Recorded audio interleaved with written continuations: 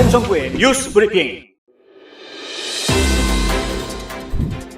공화당 하원 의원들은 오늘 리즈 체니 하원 의원을 공화당 총회 의장직에서 해임했습니다. 회의는 오늘 아침 9시부터 비공개로 진행됐으며 약 20여 분 만에 끝났습니다. 의장직에서 해임된 체니 의원은 오늘 의회에서 기자들과 만난 자리에서 전직 대통령이 백악관 집무실 근처에도 오지 못하도록 막기 위해 내가 할 수 있는 모든 것을 할 것이라고 말했습니다. 체니는 오늘 이후 나는 우리 당과 국가를 보수주의 원칙, 사회주의를 물리치고 공화국을 수호하고 공화당을 링컨의 정당으로 다시 만들려는 투쟁을 이끌 것이라고 말했습니다.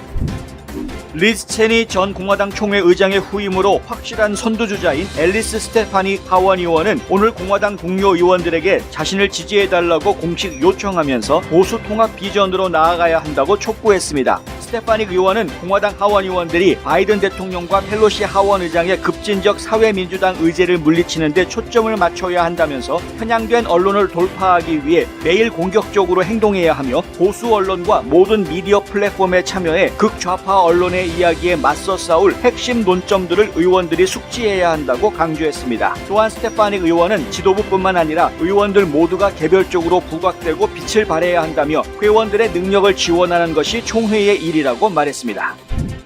4월 미국 소비자 물가는 중고차 가격이 기록적인 증가세를 보인 가운데 그리고 기업들이 더 높은 비용을 떠넘길 수 있게 되면서 인플레이션 압력의 증가를 예고하고 있는 가운데 2009년 이후 13년 만에 가장 많이 올랐다고 연방노동부가 오늘 발표했습니다. 연간 소비자 물가 지수는 4월에 4.2%로 급증했는데 지난 3월에 비해 0.8% 오른 것입니다. 뉴스맥스는 기저효과로 인해 왜곡된 수치가 인플레이션 논쟁을 혼란스럽게 할 가능성이 있다고 보도했습니다. 중고차 가격은 3월에 비해 10%나 껑충 뛰어올랐습니다. 1년 전에 비하면 21%나 오른 것인데 브라이트바트는 마이크로칩 부족으로 신차 생산이 줄어들자 중고차에 대한 수요가 급증한 것으로 보인다고 보도했습니다.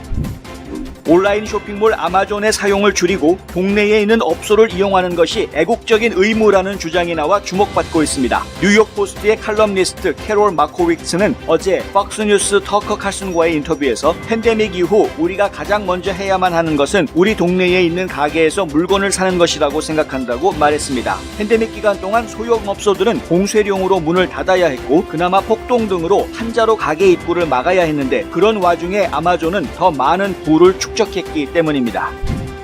124명의 예비역 장성 및 제독들이 2020년 선거 결과의 정당성과 조 바이든 대통령의 심신 건강에 의문을 제기하는 공개 서한을 올렸다고 워싱턴 이그제미너가 보도했습니다. 서한은 합법적 투표는 정부 아이디, 확인된 서명 등을 사용해 주 입법부의 승인된 통제에 의해 식별된다면서 오늘날 많은 사람들은 공정하고 정직한 선거를 피하려는 시도로 그러한 상식적인 통제를 인종차별주의자라고 부르고 있다고 꼬집었습니다. 또한 서한은 사회주의, 마르크스주의, 진보주의의 폐해를 경고하면서 바이든의 건강과 직무 적합성도 언급했는데 최고 사령관의 심신 상태도 무시할 수 없다며 그는 낮이든 밤이든 어디서든 생명과 사지에 관련된 정확한 국가안보 결정을 신속하게 내릴 수 있어야 한다고 지적했습니다. 도널드 트럼프 전 대통령은 어제 성명을 내고 조 바이든 대통령의 나약함과 신호가 하마스의 이스라엘 테러 공격으로 이어진다고 비판했습니다. 폼페이오 전 국무장관도 트위터에 바이든의 외교 정책이 하마스에게 미국이 더 이상 이스라엘과 관계를 평소처럼 중시하지 않는다는 신호를 주었다고 지적했습니다. 한편 이란 오마르, 안드레 칼슨, 라시다 틀라이브 등 민주당 하원 의원들은 공동 성명을 내고 이스라엘군의 과격한 공격과 팔레스타인 사람들에 대한 계속되는 공격에 공포감을 느낀다며 팔레스타인 인권을 보호하고 생명을 구하기 위한 조치를 진작에 취했어야 했다고 말했습니다. 이들의 주장은 민주당 내에서도 불편한 기류를 만들고 있으며 일부 민주당 의원들은 이들의 성명을 비판하고 있다고 워싱턴 이그제미너가 보도했습니다.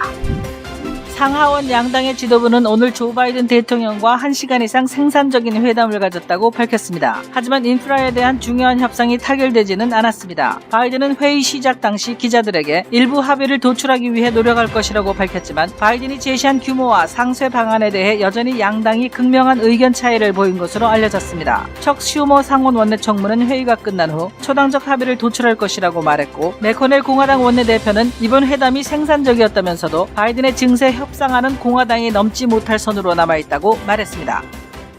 제임스 라이스 자동차 사고 변호사, 그의 실력은 이미 인정받았습니다. 미국 전체의 상위 1% 변호사 선정, 멀티밀리언 달러 승소 변호사, 14년 연속 AB 등급 유지, 6년 연속 슈퍼 변호사, 하지만 저희 최고의 자랑은 고객이 주시는 믿음입니다. If you've been injured in an auto accident, I want you to call me. I know who the enemy is, I know how they fight, and most of all, I know how to win. 제임스 라이스 법률 그룹.